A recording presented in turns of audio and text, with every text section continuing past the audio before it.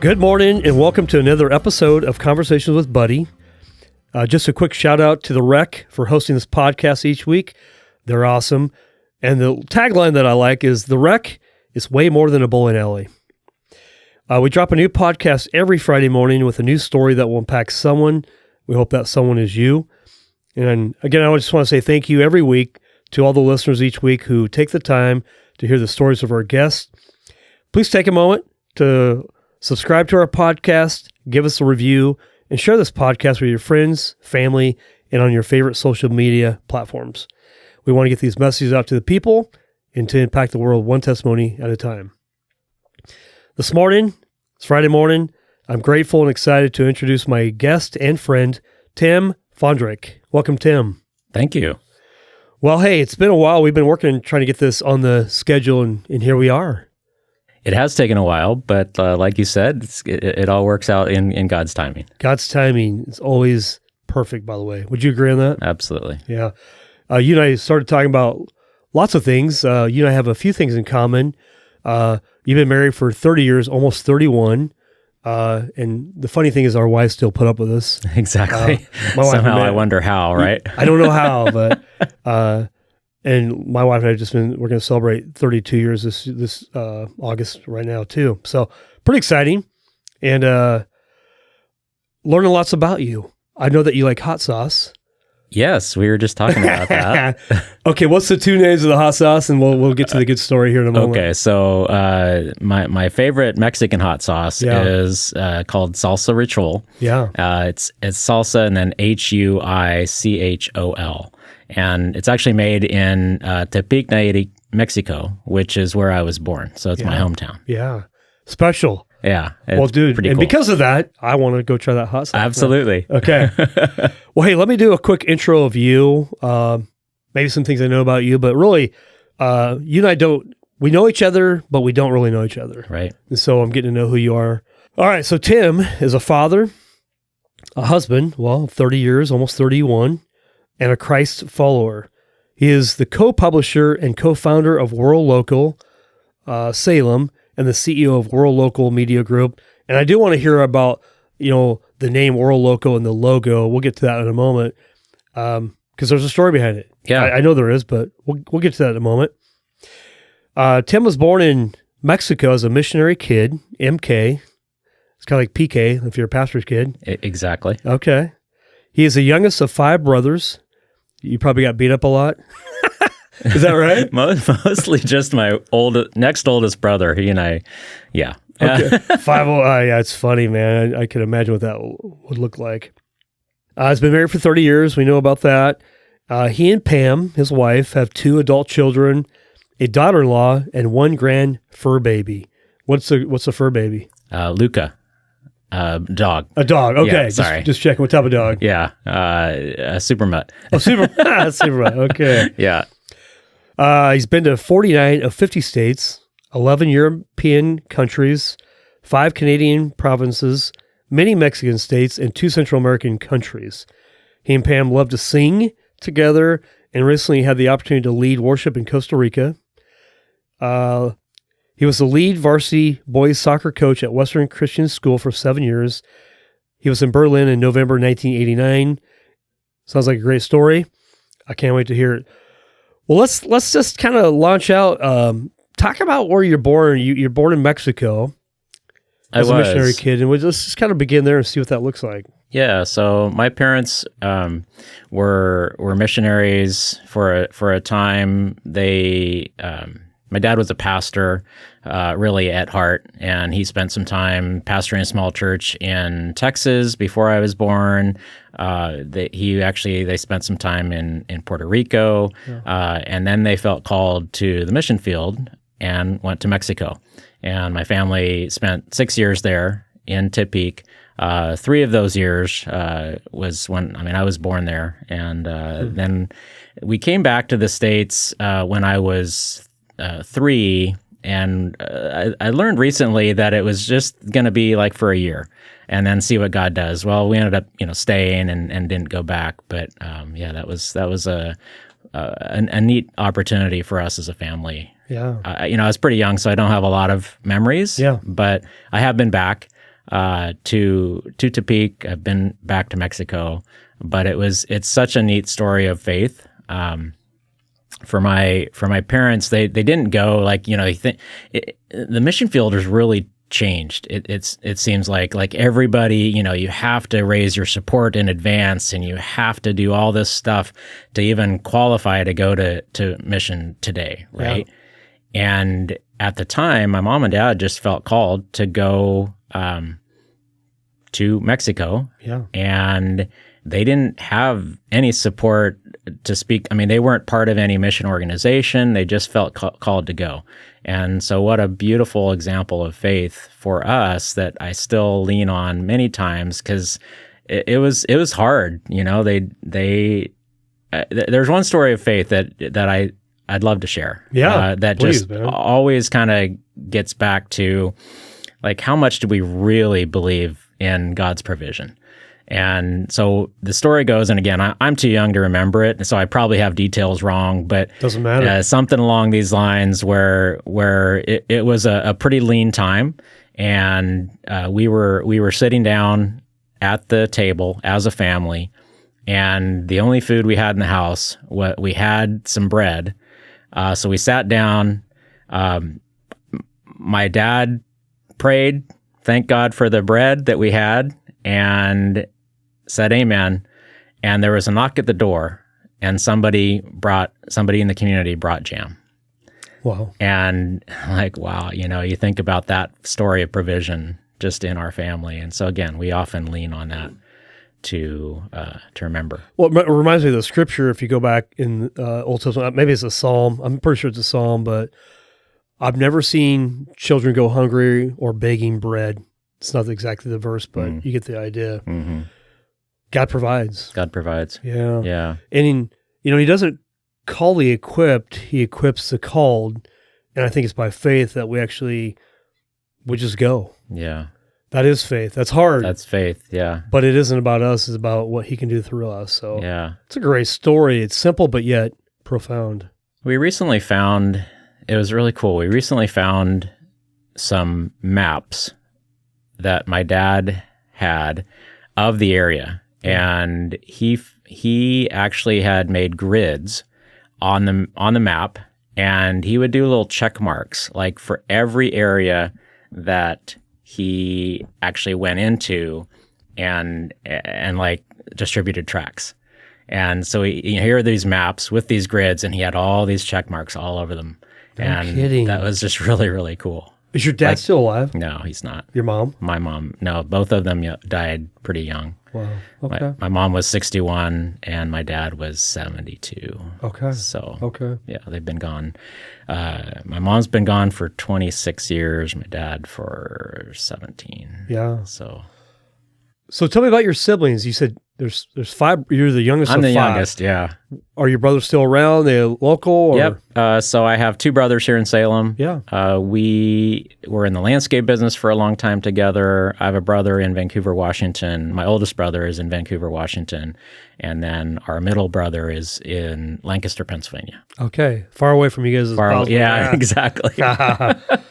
Hey, we love family, but sometimes family just needs to be apart. Well, he went to school back east and ended up getting married and stayed. Yeah. So yeah, oftentimes we get married and stay wherever the wife is. Yeah. On the other hand, I married a gal from Virginia. I went to school in Virginia. Okay. And married a gal from Virginia and somehow convinced her to stay here. Okay.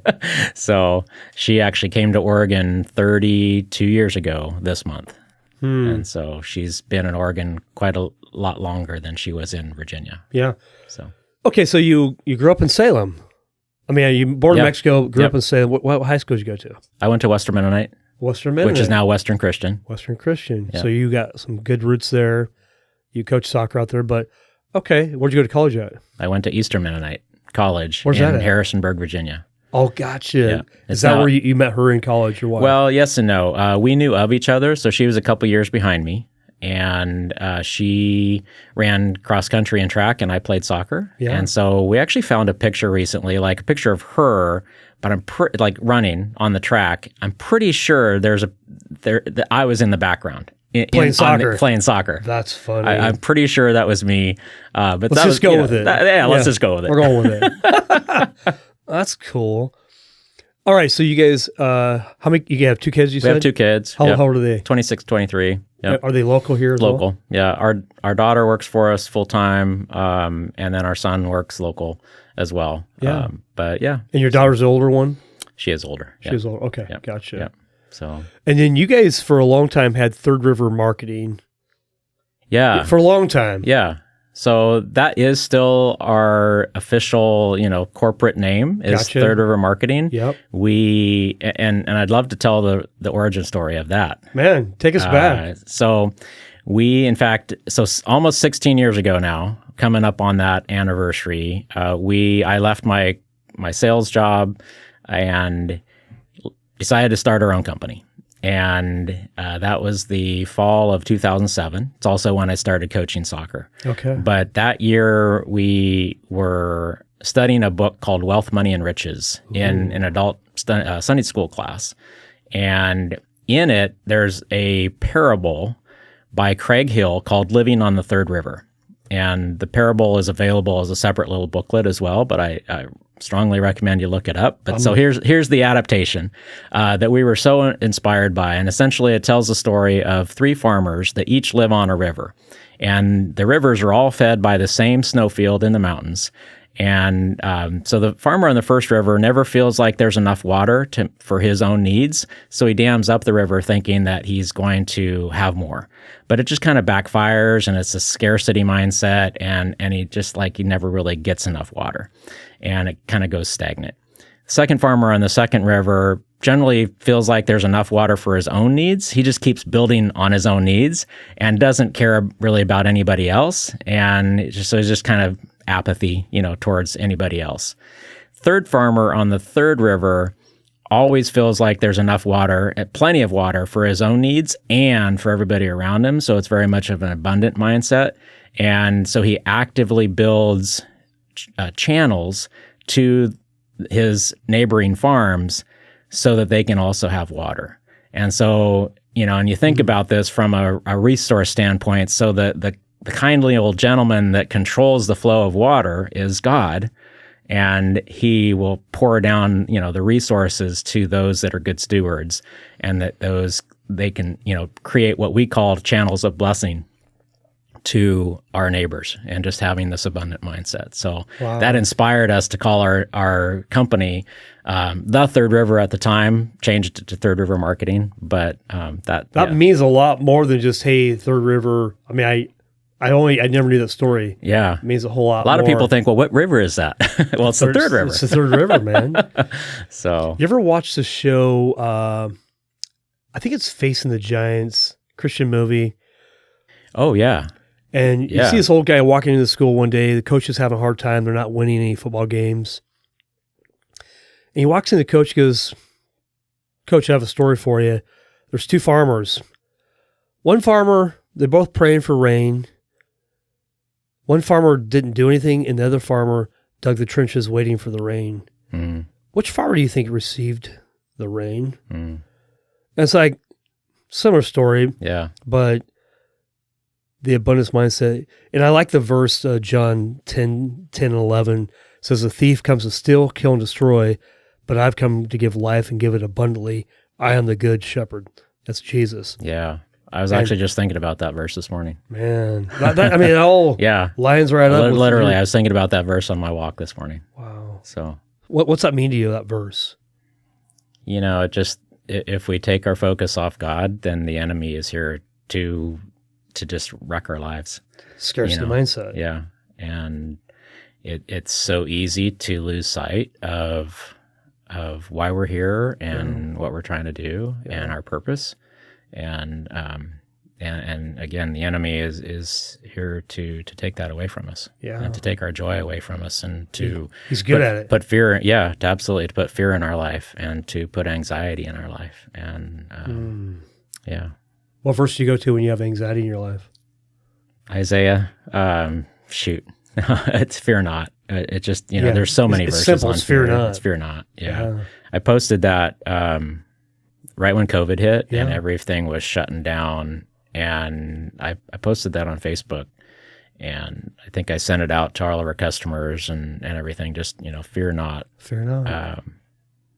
Because that's what God, fear is very real. And, it's been interesting. Pam and I, my wife, Pam, we've been kind of working through fear and anxiety and different things for many years. Yeah. And we're just really trying to work through that so that God can help us move past, that area. And the effects are, fear is an emotion that may or may not even be real. I mean, I think the emotion is real. The emotion's real, yeah. But perfect love casts out all fear. Mm-hmm. Just working past that. But we all deal with it. Anxiety. One of my favorite verses is be anxious for nothing, but in everything by prayer and supplication with thanksgiving. Mm-hmm. And I have to say it to myself daily. Me too, Yeah. We all do. Yeah. So, yeah. Well, I want to hear, I want to hear the journey of your marriage and how did you get to 31 years, but also you and your wife as a partnership and the worship team at church, being Third River Marketing to WhirLocal. That's interesting to me. I know you and Mike Peterson, you're not really, you have separate groups. We do. And I want to hear a little bit more about that. I really want to understand what is WhirLocal and what is your purpose? Because you talked about purpose.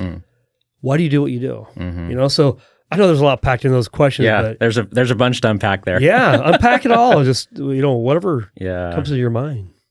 So, as you said, and kind of started with like a little bit about Pam and I and our marriage. Yeah. One of the things that so last year we were in Costa Rica. And I saw that. Jealous, man. So we were there in August last year, so just about a year ago, and a little early for our anniversary because it wasn't quite our anniversary yet, but we decided to celebrate anyways. Because that would have been your 30th. That would have been our 30th. Yeah, that is, not would have, but it was. Yeah, it was. So and so we decided to celebrate a little early, and just we were there for a business event, which I'll come back and circle around to Mike Peterson. But that guy's trouble, by the way. Yeah, Mike's awesome. People would ask us like, well, what's the secret, of 30 years of marriage, and a couple things, you and I are very, very, very close. You're a year ahead of us, so, but we have just committed to really being open and communicating about like and understanding, quick to apologize. And understand we know each other really well. Like, okay, yeah, I said something that was stupid. Which what? You've done that before? It never happens except every day. But yeah, so just really being willing to recognize that and acknowledge that, and understand when I say something stupid or just that I know hurt her in some way or made her feel bad or whatever, and just being willing to acknowledge that. And then another thing that we really work hard on is letting things go. Yeah. And so when I'll just speak for myself. When I do stupid stuff, Pam she'll let it go, and she doesn't hold on to that, and vice versa. Would you call that grace? Yes. Mercy. Mercy. Yeah. Yeah. For sure. And if God can give that for us, how much, we should be willing to do that for others. And Amen. It's so important in a marriage. I do stupid stuff all the time, but God's grace and mercy and Pam's willingness to put up with me. Yeah. But really look beyond it. Yeah. Yeah. And having a short memory, unfortunately, our wives have really good memories. I have a really short memory, so if my wife does something bad, which she doesn't really do, I'll forget. She can remember what I did like 27 years ago. Yeah. And we have a rule in our house that she can't bring up the past.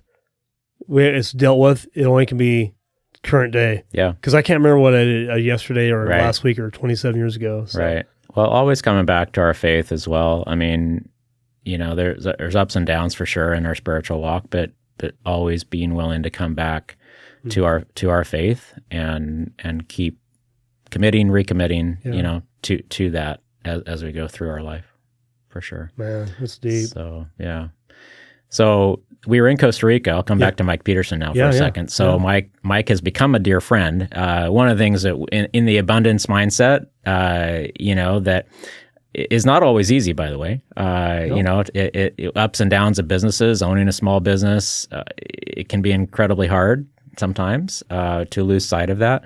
But one of the things that we've committed to is being part of our community and really collaborating with our colleagues versus competing. And, Amen. There are so many times when somebody calls us and they might not be the right fit for us or, whatever, and just building really strong relationships with our quote unquote competitors. Yeah. Because we can refer people all the time and we do. And Mike was one of those. So, we ended up having coffee for the first time. We had connected on Facebook, how that goes, but we had coffee for the first time about a year and a half ago. And I started asking him some questions and, just about some of the people he was connecting with in our industry. And we became fast friends. And then fast forward about 3 months, I saw that he was going to an event. And I just casually commented on Facebook and said, Mike, is this something I should go to? And like within minutes, Karen Height, commented, any friend of Mike's is a friend of ours. You should come. And before long, we ended up getting on a Zoom call. Like before we knew it, we were on a Zoom call with Karen Height, and then her husband JC popped on, and that led to joining their mastermind group. So Mike was part of this mastermind group. He was going to the event, and then we joined their mastermind group, and now Mike has become a dear friend, and he is now the owner of Height PDX, which is a digital marketing franchise location. So we still do, we still do digital marketing, but again, he's become a dear friend, and he's the reason we joined the mastermind, and that mastermind began a relationship with JC and Karen to where now we actually have a business partnership with them. So, and this is a bigger, probably more of a nationwide. It is, yeah. Because you were local before. Yep. And this is a nationwide, but then your shirt says we're local. We're local. Yeah. So we like to say we're local and proud of it. Yeah. So that's kind of if you wonder how to pronounce it, just think we're local. Gotcha. So yeah, we've been operating here in Salem. We started rebranding to WhirLocal a couple years ago. Yeah. And kind of now we're local Salem. Yeah. But then we also have WhirLocal Media Group, which is this partnership with JC and Karen Height. Yeah. And that is now we're licensing WhirLocal from a brand and technology standpoint to other local entrepreneurs in other cities. Yeah. And that's the partnership that we have. Yeah. So super excited about that. So you've expanded your reach a little bit because before you may have had some limitations, like you're in Salem, Oregon. Yeah. And now you're really, in a way, nationwide, worldwide, if you wanted to, but you can still work in your own space right here. So absolutely, and that goes back to purpose. So we, thinking it because we a year and a half ago, like kind of right before this happened, right before we met JC and Karen, we, a couple things happened, but we kept asking ourselves, how can we make a bigger impact? And that's a great question. How and going back to purpose, impact. How can we make a bigger impact? Really for God's kingdom, right? For Jesus, right? Mm-hmm. So how can we as imperfect followers of Jesus, but how can we make a bigger impact in our local communities? Yeah. And we always kept going back to like, what do we have? Well, so we've invested a lot of money. Blood, sweat, tears, everything that entrepreneurs do to build our local media and marketing platform over the years. And so we always kept going back to what do we have? And we have WhirLocal. And what can that do? Well, through the marketplace. So we believe we have a marketplace ministry. We've been called to kind of the purpose and commitment is to declare and demonstrate the goodness of God in the marketplace, so that we can make a bigger impact for His kingdom. Yeah. And so that's your purpose statement. Yeah. So who's your ideal client? For us, it's the local service business that is really kind of striving to grow and wants to utilize a combination of good online presence, reputation, and social proof, but really just wants to, they have a mindset to grow and their local, service. Is there a client, just so I get really, I like to understand this because so many, marketing is not marketing. It's like, like a million different angles and. For sure. Is there like an ideal client like in town that you could showcase maybe or just talk about just as an example? Yeah, I mean, I won't necessarily mention anybody by name, but let's say, for example, we work with a lot of home service companies. And, so the trades, they're good at what they do. Yeah. They're really good at maybe it's roofing or landscaping or, exactly. those types of things. Heating, air conditioning. Heating, air conditioning, they're carpet good at what cleaning. they do, but they don't know how to market their business. Yeah, I mean, they don't have time. They've got, as small business owners, we all wear a million hats. And so if we can provide some foundational marketing for them, using tools and systems that can help them grow, then that's what we want to be able to do and take that off their plate. So you would sit down with a company or a leader, have a presentation, and then really create a plan in a way that would benefit them, at least show them what they're missing. Yeah, and it actually starts with, so one of the reasons, so WhirLocal really, I mean, we want to be an impact-driven media and marketing company. Yeah. And so to that end, we actually created a process and a system where we can give away free business profiles to pretty much every business in town. Now there's some restrictions just because of our values and sure. We want to stay family friendly and kind of outside the extreme edges, so to speak. Yeah. But we can start by giving away a free business profile to any business in town. That's incredible. That allows them, so similar to we've created a media company and a platform where similar to Facebook giving a free account or Google giving a free account, we can do the same thing. And then that leads into, we actually can show them how to use it and maximize it for their benefit. And then through that process, if there's an opportunity and a need to where, yes, they could actually benefit from some of the additional, marketing tools, promotional tools, et cetera, then we can talk about, like some of our paid programs. But we can now absolutely start with the free, just kind of, and I'll give you a quick example there. I met with a brand new remodeling, kind of siding, roofing, different, just kind of a guy that just has gone out on his own. Yeah. And, he actually thought he might need like a website, but through the conversation, he just honestly didn't have the budget. So we created a free profile for him to give him something at least, because he had nothing. And so this allows him to get started in promoting his company in a very community-minded approach, because we're local and proud of it, because we want our entire community to thrive. I like that tagline. We're local and proud of it. Yeah. It's perfect. Well, and he may or may not be able to afford it or see the value yet to pay for it. You and I both know they need your service. Sure. But they're not there yet. But when it does come time, I believe when you've given value, boom, they're going to say, Tim, you're my guy. Yep. Sign me up. And that's the entire thought process is how can we lead with value to build real relationships in a way that when they do need it or are ready for it, then we can step in and provide that for them. You are the Third River guy. Yeah, we try. You're building little waterways for different farmers to get water and that now plays into our national expansion plan, because we're now enabling or empowering other community-minded entrepreneurs around the country to do the exact same thing. And so we're open. In fact, Mike Peterson is going to be opening up WhirLocal Tualatin. Lewis Media Group here in Kaiser is our publisher for WhirLocal Kaiser and WhirLocal Woodburn. We've got somebody in Bend. We've got somebody in Oklahoma City. We've got somebody in Yuma, Arizona. We've got somebody, so we're empowering them to do the exact same thing. Are you WhirLocal Salem? We are WhirLocal Salem. So Pam and I own WhirLocal Salem, which is a DBA of Third River Marketing. Yeah. And then we formed a new entity with our friends JC and Karen Height to do the national expansion. How cool is that? Are you just stoked? Pretty super excited. Yes. Yeah. So how long, when did you start Third River? Like what year was that? 2007. Okay. Good timing, right? Yes. The market's crashing. Hello. Yeah.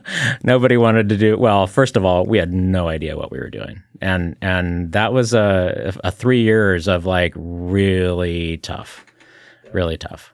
Financially, I mean, you know what that's like. I know exactly what that was. 2007, 2008 time frame. Yeah. And yeah, so that we had no idea what we were doing. Nobody wanted to pay for anything. It was brutal. Yeah. So yeah, I remember 2000. For me, the crash started happening in 2007, but I didn't really see it until 2008. But 8, 9, 10, 11. mm-hmm. I'd say 4 years of pain. Yeah. So yeah. But you know what? We didn't die. We didn't die. And even though the financial ups and downs of owning a small business, and there are many of them. Yes. And there are many, somebody I was talking to the other day said, well, yeah, I didn't take a paycheck for 2 years. And I said, yeah, I mean, that's small businesses pay themselves last many times, small business owners. And work more hours. Yeah. But we do that so that we can build something and, so build a legacy. But it was so there's during, I think it was that time or during another really tough time we had financially. But talk about God's provision. Yeah. Pam loves popcorn, and she if you're going to a movie, popcorn. She makes her own popcorn, and it's amazing. All right. So and we literally could not afford popcorn, and so but my brother brought some groceries over, and it included a bag of popcorn, and it just was another amazing story of God's provision. It's the simple things. It's the jam that the people. I mean, we don't have to do anything grandiose. It's just the simple things that really matter. For sure. Yep. As you mentioned the word legacy. When you look at the end of your life, I don't know if you do this from a vision standpoint. Like, what does the end of your life look like? If God lets you live to you're 80 or 90, what's a legacy look like for you? Is that important to you as you live life? Yeah. What's that look like? I recently, we use that term and it's like, the last year or so. And then in COVID, right? Yeah, so 3. COVID timeline is like, 3-4 years ago. Yep. About a year ago, I gave I'm not a preacher, but I was asked to speak at our church for a fill-in. Our pastor was on vacation, and I spoke on Ecclesiastes 7, and talked about. So there's a lot of things to unpack in that passage, but it talked about going to. It's more beneficial to go to a funeral than it is to go to a party, and I think about that a lot. So like I just went to, my dad died quite a few years ago, but his first cousin, so that generation is just about gone. There's a few left, but I just went to a memorial for one of his first cousins, and I went to another one of his first cousins like a couple months ago. And you think about legacy that they have left, like one of them, for example, at his service, it was estimated by his family that he had read the Bible 40 times, complete all the way through. Yeah. And I'm like, wow. To be honest, I've never read it all the way through, like cover to cover. Yeah. And that struck me. I'm like, wow, I've got some work to do. Okay. We're going to hold you accountable to that, Tim? Yes. So here's what happened. Right after that. Yeah. Okay. Right after that, JC Height, our business partner, challenged/invited me to read the Bible cover to cover in 3 months. And I'm like, okay, let's do it. And serious. It was, and I failed. I got to day 200. Sorry. So we used the read the Bible in a year plan, 365 days. And so I got to day 200 and completely stalled out. And I was like, I just completely stalled out. Yeah. And so I felt like in one sense I failed. And yet here I got to day 200. That's incredible. And so now I'm slowly kind of picking it back up again, Yep. and I'm going to finish. You do can it. hold me accountable to that. I'm going to finish. Love it. It just won't be in 3 months. And it doesn't need to be in 3 months. It was a great challenge. Yeah. But your salvation is not based on whether you read it in 3 months or not. Correct. Get back on the horse. Yeah. And even if you did read the Bible, it's like, so what? What are you doing today? Today's a new day. Right. And what will you do today? Right. So in terms of legacy, I mean, I don't think a lot about it necessarily, but other than, again, just kind of keep asking the question, what kind of impact can we make? And I hope it's one, I hope it's one that, through my coaching, through, which I thoroughly enjoyed coaching high school soccer. Yeah. Through just my conversations, through the ability or through the purpose of kind of declaring and demonstrating the goodness of God in the marketplace so we can make a bigger impact for his kingdom. That I hope will come through. And that I also really want to build a legacy of relationship. And I'll talk about my dad for a little bit. So my dad he was really truly a pastor at heart, missionary. He ended up starting an appliance repair business and had that for many years. But my dad was not in the appliance repair business. He was in the relationship business, 100%. And we look at that all the time as like, we're not in the marketing business. We're in the relationship business. Right. And if we can accomplish that and build relationships, true relationships, then that's hopefully what I will be known for. Yeah. Yeah. We actually just had somebody come to our house, had a new dishwasher, and it was somebody that got a new dishwasher, needed a new dishwasher. Guy came and installed it, and he knew my dad. Like he had worked with my dad years and years ago on just, different projects, knew of him. And he just, I love hearing stories about my dad because it, for him, it's like, yeah, he was an appliance repairman, but it was really all about relationships and how he loved people and was able to, make an impact. Period. So loving on people and impacting people for God's glory. Yeah, exactly. Wow. Yeah. That's pretty cool. Yeah. It's huge, what we do every day, in the marketplace. I remember it was 2011. I've been in the mortgage industry for, at that time, probably 12 years, 13 years. And, it's frustrating because the market's hard and home values are down. And I mentally had quit. And then I came home and told my wife, February of that year, I'm like, I'm done. I quit. But God's like, no, you're actually not done yet. And so I realized it's not about what I do for a living. It's about whom I'm impacting. And I think that's what you're saying is it's so much more than just a job and WhirLocal and marketing, but how do we impact people? How do we love people?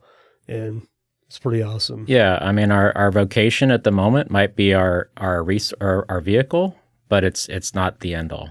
I mean, it's not, we need to be so much more than that. If WhirLocal would go away today, then it's how can I make an impact in another way? Yeah. So, yeah. For sure. What is for the next near future? Well, first of all, got any big plans for your wife to celebrate her on your 31st anniversary? Any big trips that you'll do back to Costa Rica? What does that look like for your business or personal? Yeah. So that our whole traveling thing, like COVID, of course, messed up traveling for a lot of people. Yeah. I didn't travel for 2 years, at least. My wife went back to Virginia to see her folks. But that all changed last year when we joined this mastermind. And again, thanks to Mike Peterson, if you're listening, and because he was instrumental in getting us there.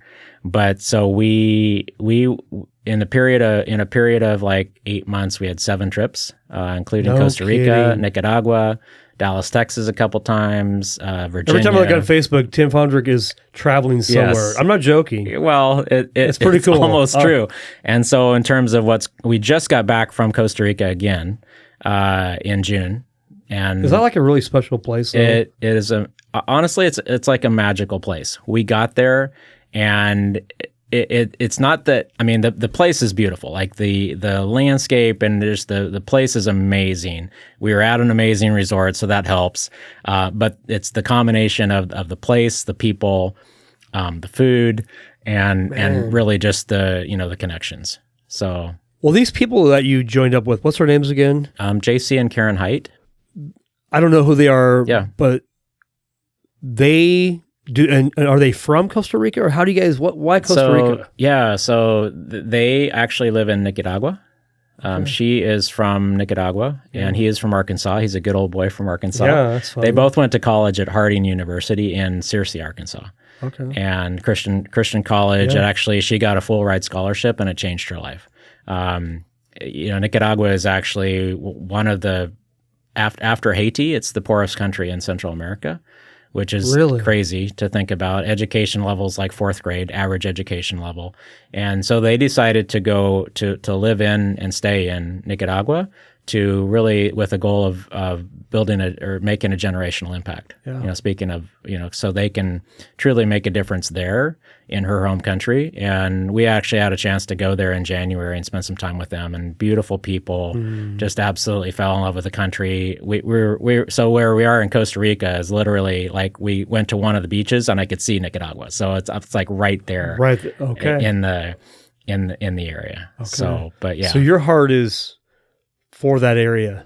Yeah, I mean, I think it really it brought back a lot of going to Nicaragua and Costa Rica, just kind of resurfaced some of that, like my heart for the Latin American people. And since I was born there, in Mexico, and we're learning Spanish again. We're learning. Mi esposa y yo aprendemos español un poco. And I know what you said. Yeah, we're learning. My wife and I are learning Spanish a little. Gotcha, love it. So, but with the goal of being able to really converse here locally, because there's such a huge Latino population that we would just love to have conversations with, and be able to make an impact. Yeah. So, Tim, this is awesome. Hey, let's do this. Let's wrap up. But any last thoughts that you'd like to share? And then if somebody wants to reach out and get a hold of you, what's the best way? Yeah. So I'm mostly on Facebook in terms of social media. That means you're older than the people on Instagram. I'm on Instagram, but I'm never on. I'm hardly ever on Instagram. Tell a quick story. So part of our mastermind, Steve Weatherford. Are you a football fan? Yes. So Steve Weatherford won a Super Bowl. He was the punter and twice voted the fittest man in the NFL. Like, the dude is ripped and just super fit. I love this guy already, man. And he had just a life-changing experience. And like a few years back, I don't know exact timeline, but just completely turned his life around. And now he's just on fire for Jesus. And he was one of our speakers. In fact, he was our wrap-up speaker at this conference. And what made me think of Instagram is because, like, he and I message each other now on Instagram. It's probably one of the only reasons I go on, is just to be able to message people. Totally. But his life was all about, he's this fit dude, Super Bowl champion, pinnacle of life, right? But he realized that he had nothing without Jesus. And so now he's all in and making a huge impact. In fact, at the conference we were at, like, he basically had an altar call and led people through. He gave his testimony at this. It was not a Christian conference. It was a marketing conference, but and yet we had 3 speakers who just did an amazing job of bringing God into the story. And so if Pam and I, again, going back to purpose, if we can be part of that, where we can have an impact in the marketplace, that's what we want to do. Yeah. Man, well said. Well, I'll be praying for you guys. Thank you. That God does the work that He wants to do in your life, and that you'll let Him, and that you and Pam will be blessed because you allow Him. Yeah. Thank you. Well, Tim, thanks for being a part of our show today and sharing your life. And I want to go to your mastermind, by the way, man. I know I'm not part of your group, but I want to be there, right? Like, we've already booked our tickets for next year. And you have to be part of the company, man. It's not like an outside source coming in, but it'd be cool to. I'm inspired by that. I love that. So, thank you. Well, hey, let's wrap up, and Thanks again for being part of our show. We thank you guys that listen every week. We appreciate you. Pray that Tim's story will impact somebody, and I hope that person is you. And if you want to reach out to Tim, hop on Facebook. You can find him. If you can't find him, find me, and I'll help you find Tim. And he has a passion and a desire to impact the world for God's glory. That's what I heard. Amen. So thank you all. Have a great week. We'll see you next week. Thanks, buddy.